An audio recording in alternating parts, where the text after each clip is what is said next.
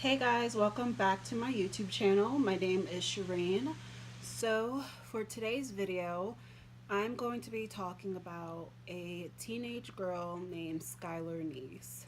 Now, this is my third time filming this video over the past 4 days, and it's a mixture between me trying to have everything right and be a perfectionist, which I am, and because doing these true crime videos, especially about someone who has passed on,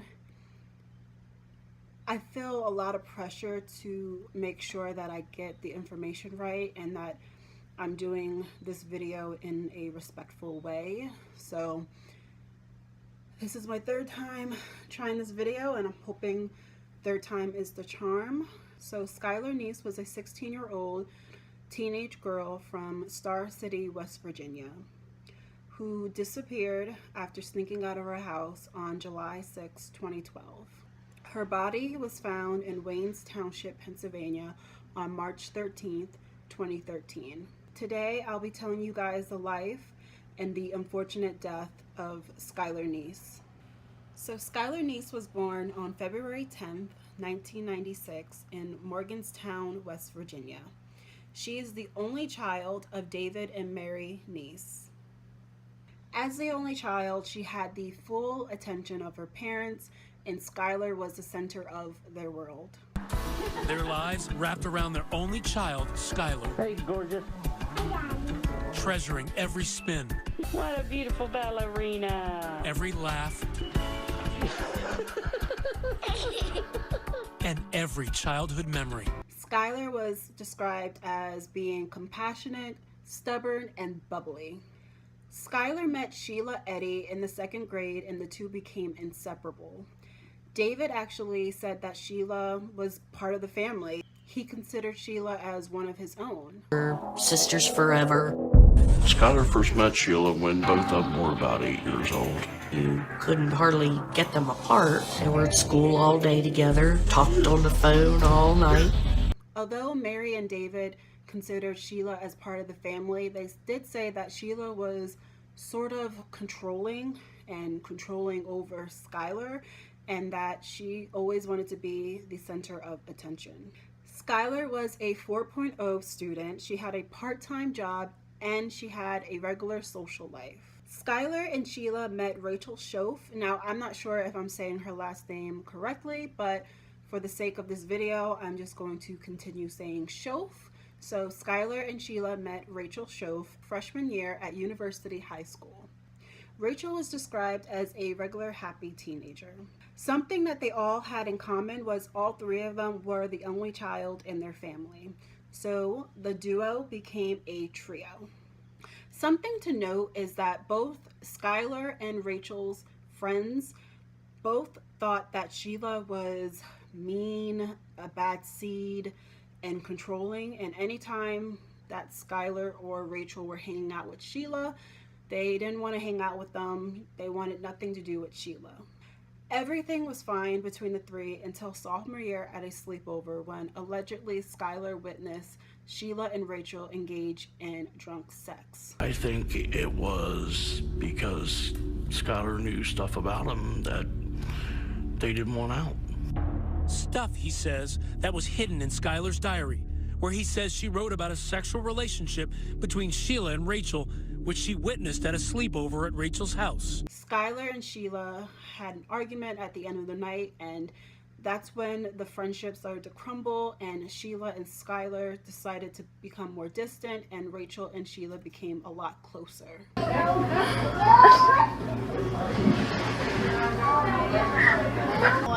I need to tell you a secret. I just forgot. You have a secret from me? Well, I mean, I haven't told anyone. Not even Skylar? No. Okay. I didn't even tell Skylar that I get high. That's one of my secrets too. Like, On July 5th, 2012, Skylar came home from her part-time job around 10 p.m. She kissed both of her parents goodnight and headed to her room. Around midnight is when Sheila and Rachel contacted Skylar to go around, hang out, and smoke weed. This wasn't unusual. They used to do this all the time, so nothing was out of ordinary. They parked on a one-lane back road in Waynes Township, Pennsylvania. This is where they frequently went to go smoke weed and hang out. They sat outside and talked for a little bit, but then Skylar went back into the car to get a lighter, and at that time, Sheila and Rachel counted to 3 and started stabbing Skylar. Skylar tried to run, but Rachel, being taller than Skylar, tackled her down, and both Sheila and Rachel watched Skylar die. It is reported that Skylar's last words were her whimpering, "Why, why, why?" And this makes me incredibly sad. I couldn't imagine what was going through Skylar's head.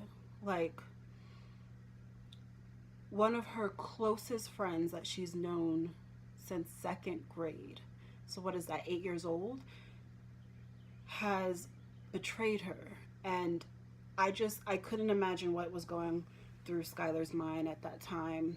It's really sad to think about. Their plan was to bury her, but the ground was too rocky, and so they just dragged her body off the road and placed her near a tree and covered her with rocks and tree branches. Sheila and Rachel then cleaned themselves off at a nearby river, and they put on new clothes and they disposed everything that was bloody, and they were back home by dawn. The next morning, Skylar's parents went to work normally. They didn't suspect anything out of the ordinary. They just thought that Skylar was in her room sleeping.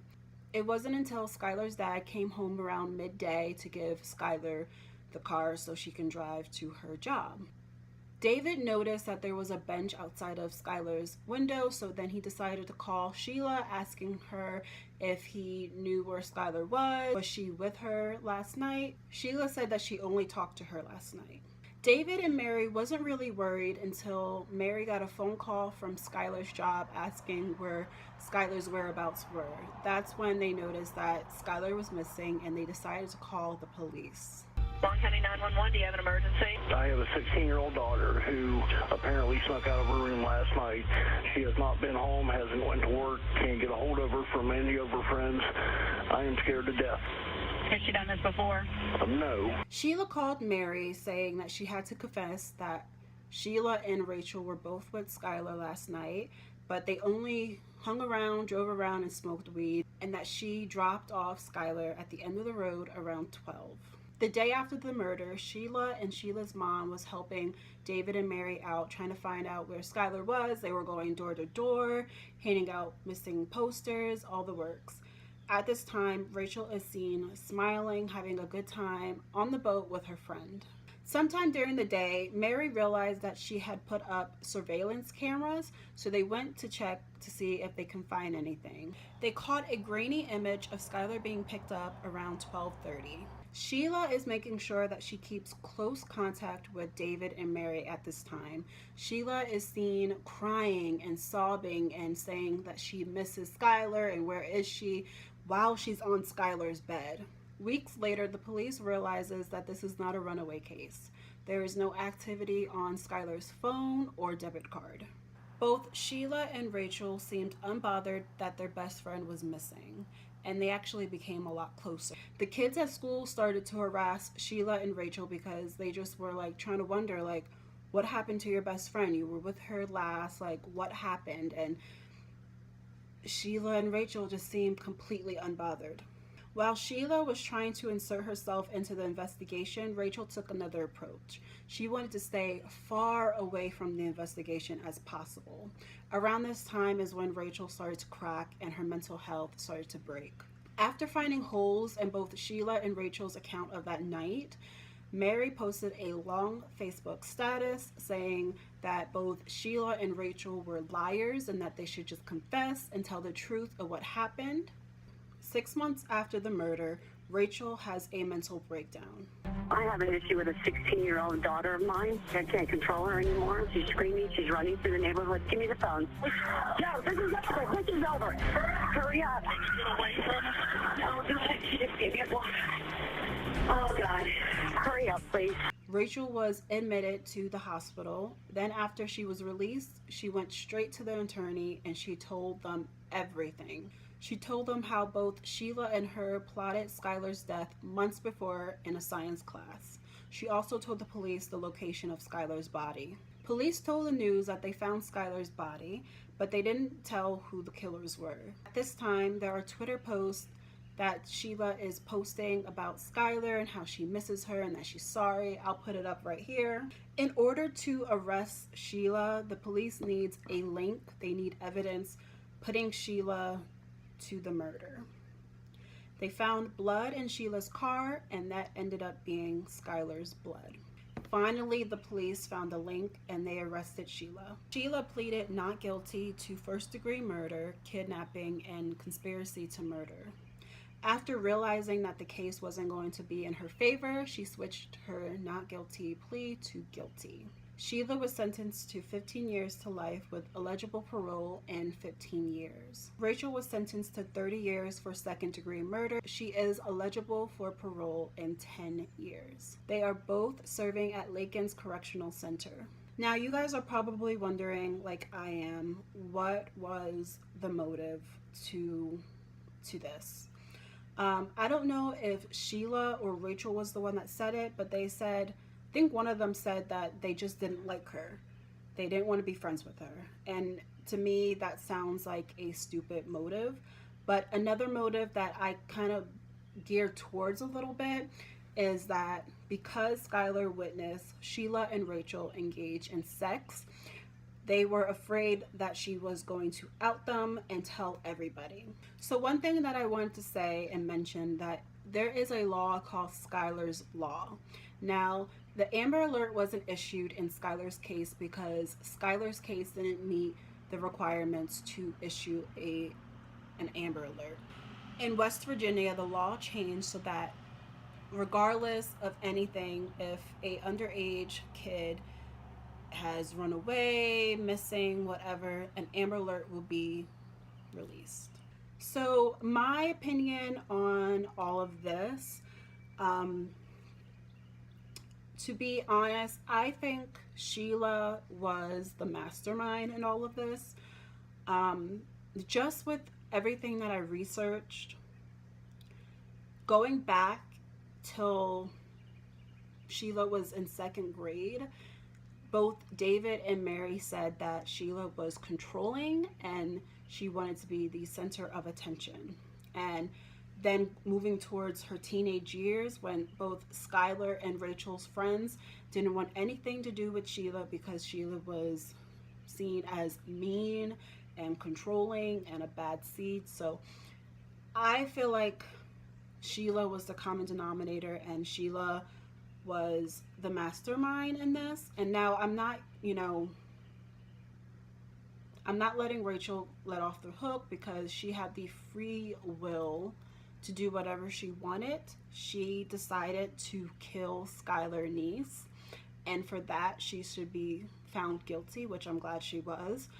But I feel like Rachel was more peer pressured into murdering Skylar and that Sheila was the mastermind in all of this. But that's just my opinion. If you guys have another opinion on that, let me know down below. But thank you guys so much for watching this video. I'm actually going to end this video on a tweet that Sheila posted, and I thought the irony in all of this was funny, so here it is, and I hope you guys have a good day. Bye.